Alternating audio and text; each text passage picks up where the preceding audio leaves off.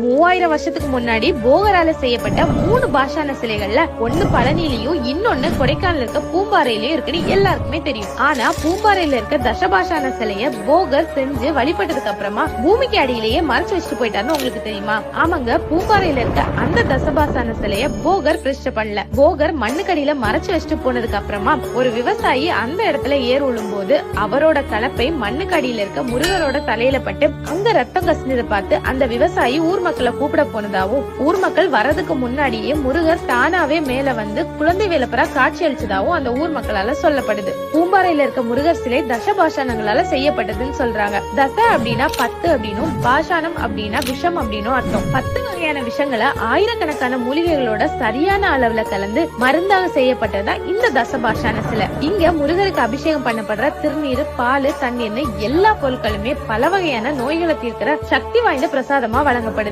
பூம்பாறையில இருக்க குழந்தை வேலப்பரை பார்க்க நம்ம நினைச்ச உடனே எல்லாம் போய் பார்க்க முடியாது. முருகர் நினைச்சா மட்டும்தான் நம்ம அங்க போய் அவரை தரிசனம் பண்ண முடியும். நீங்க முருகரோட கோட்டையான கொடைக்கானலுக்கு பிளான் பண்றீங்கன்னா மறக்காம இந்த பூம்பாறை குழந்தை வேலப்பரையும் 4000 வருஷ பழமையான வில்பட்டி வெச்சி வேலப்பரையும் பார்க்காம போகாதீங்க. உங்களுக்கு முருகரை பிடிக்கும்னா முருகான கமெண்ட் பண்ணி